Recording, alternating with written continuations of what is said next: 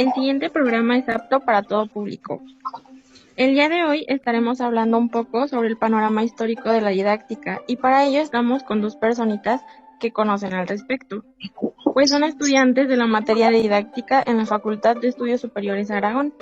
Nuestras compañeras son Cortés Sánchez Alejandra y Jiménez Fuentes Daniela. Para poder comenzar hablaremos sobre sus inicios y me gustaría preguntarles, ¿en torno a qué se da la teoría de la enseñanza? En torno al legado griego y romano. ¿En qué consiste el legado griego? El legado griego consistía en que la enseñanza era sistemática, al menos para la aristocracia. La aportación de la antigua Grecia con la teoría de la enseñanza educativa fue como una cuna de la profesión docente. Se presta consideración tan solo con tres grandes aspectos de tan valioso legado que son la etimología del término didáctica, el concepto de educación y los métodos de los primeros profesionales. ¿Y qué es la didáctica? Según la etimología del término didáctica, proviene de didaskein, que significa enseñar, y es la misión propia del didáscalo o maestro, ya que había otros enseñantes privados a los que llamaban citarista o gramático, que daban una enseñanza colectiva. Existía asimismo la figura del pedagogo, el cual era un simple esclavo, cuya misión consistía en acompañar a los chicos a la palestra o didascalía, lugar en donde aprendían y se verificaba la enseñanza colectiva. ¿Me podrías hablar sobre la educación? El concepto de educación es una cuestión de todo, el ser humano en el sentido de crecimiento personal en todos los ámbitos. El carácter, las emociones, el intelecto, las creencias, la moralidad o el físico. Se trata de un proceso de desarrollo que afecta a todo el ser, al físico, los apetitos, a la razón, según especificará Aristóteles, quien además matiza lo siguiente: es sorprendente una formulación tan minuciosa sobre qué y cómo enseñar, si no se tiene una claridad casi meridiana de la enseñanza educativa. ¿Cuáles serían los métodos didácticos? Al resumir las notas características propias de los métodos que empleaban los sofistas en su ejercicio profesional, son tres los calificativos que mejor definen los métodos: útiles, prácticos y críticos. Ese reconocimiento es previo al conocimiento de la ciencia de elegir bien y decidir correctamente, ya que Grecia es creadora de la teoría de la educación humana, una de los primeros profesionales. Había de aportar asimismo las bases metodológicas para la actividad práctica de la enseñanza. ¿Quiénes eran los sofistas? Eran los primeros profesionales de la enseñanza. ¿En qué consiste el legado romano? Consistía en las influencias griegas a través de los maestros jóvenes.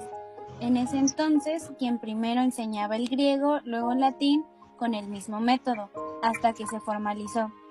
En torno a la enseñanza de la gramática, que fue hasta entonces cuando los métodos directos se convirtieron en indirectos, de tal modo que San Agustín confiesa el horror que sentían ante los métodos coercitivos y rígidos, calificativos, estos que hablaban por sí solos del tipo de enseñanza. San Agustín fue el único que criticó la enseñanza romana, hace que su crítica haya pasado a la historia de manera célebre, con un aforismo: no aprendemos para la escuela, sino para la vida. La doctrina educativa de Séneca está en plena actualidad y se refiere a la relación del ser humano con su medio natural, en ese sentido de armonía con el universo, del que habla Séneca. Es algo que todavía la especie humana no ha conseguido llevarlo a la práctica, suponiendo que aún lo haya comprendido. Ese alto concepto educativo de Séneca es asimismo compartido por otros pensadores, como Quintiliano, quien expone los siguientes principios didácticos: la adaptación de la enseñanza a las diferentes individuales, la ejercitación mental es preferible a la mera memorización, la necesidad de métodos cooperativos, el aprendizaje como una actividad placentera y libre. Los romanos ocupan la educación intelectual de forma parecida a la griega, pero lo que logra diferenciarse es que no confían para nada en la educación moral con respecto al pedagogo, conforme lo hacían los griegos. Roma adquiere dos formas ya diversificadas con respecto al currículo: el origen de lo que se llegará a ser de letras o de ciencias, salvando a todas las diferencias del espacio cultural y del tiempo histórico. El trivium, compuesto por la gramática, la lógica, dialéctica y retórica, y el quadrivium, compuesto por geometría, astronomía, aritmética y música. Ahora comenzaremos a hablar de la Edad Media. ¿Qué es lo más importante durante este periodo? Durante este periodo se inaugura la enseñanza con métodos que después pasaron a la historia de la didáctica. Durante la Edad Media, los padres de la Iglesia centraron su atención en los 7 periodos siguientes: capacidad para el aprendizaje, gusto y capacidad para el juego, capacidad para la actividad y el movimiento, diversidad de motivaciones, necesidad de cooperar, diferencias individuales y curiosidad. ¿Por qué los principios fueron de atención para los padres de la Iglesia? Porque hoy aparecen consagrados en y por la psicología. Gracias a ellos, algunos de estos principios se tratan en los métodos didácticos.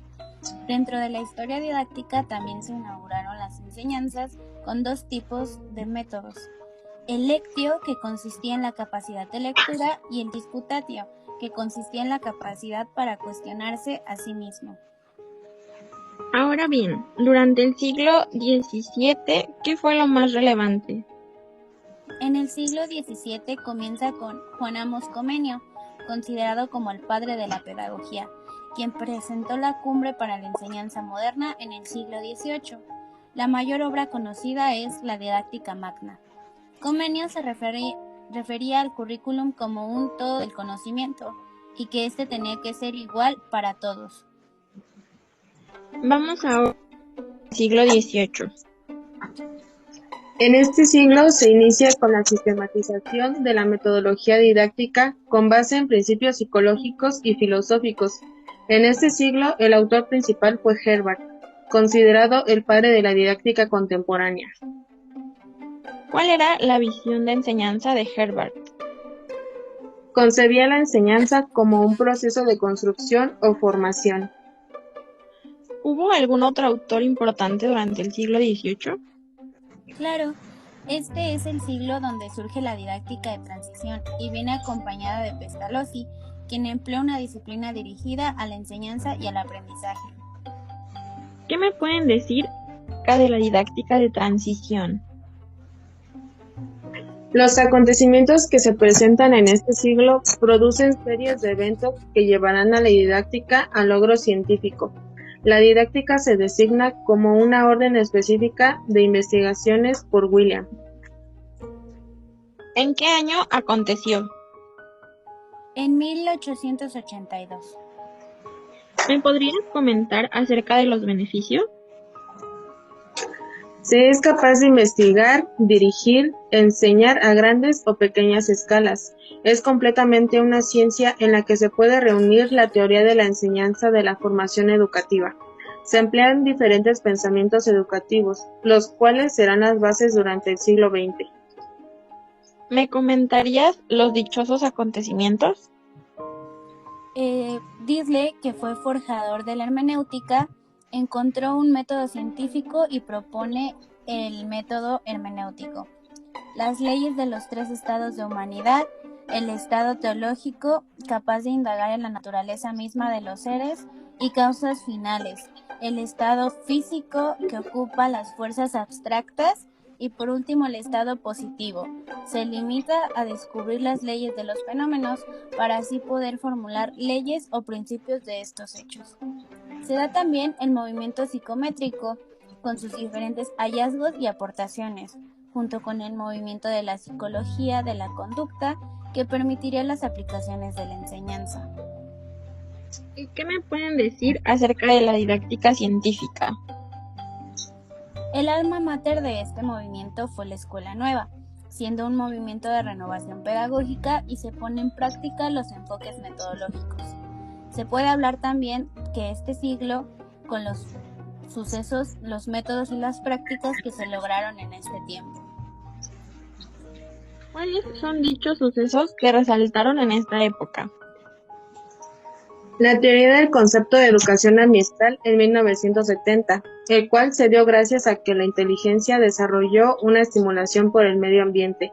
Se pone en práctica el enfoque individualizado y el enfoque socializado, capaz de poner énfasis en la dimensión social. La globalización fue puesta en práctica y se refleja en el movimiento de la educación ambiental, ya que es por la necesidad de comprender la magnitud sobre los problemas ambientales. Hablando de la teoría del currículum, ¿cuáles fueron los objetivos de este libro? El desarrollo de la evolución. Se lograron interpretaciones diversas, conocidas como las controversias. ¿Se fundaron más acontecimientos importantes?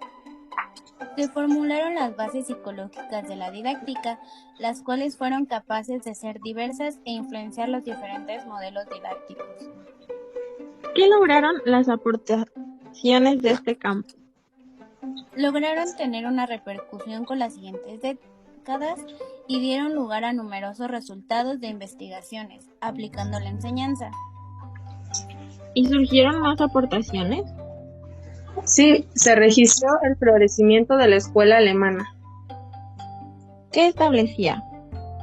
Los conceptos de enseñanza y de construcción.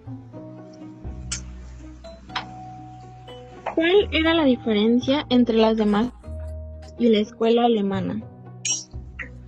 La enseñanza material y la enseñanza formal. La enseñanza material, el cual es la transmisión de conocimientos y saberes, y la enseñanza formal, aquel de formar fuerzas y habilidades que llevan al ejercicio de las funciones espirituales y psíquicas, capaces de cultivar y formar capacidades. Me encanta que siguieran contando más acerca del tema porque verdaderamente es muy interesante, pero ya se nos acabó el tiempo. Muchas gracias por escucharnos, espero que les haya gustado el tema tratado. Hasta la próxima.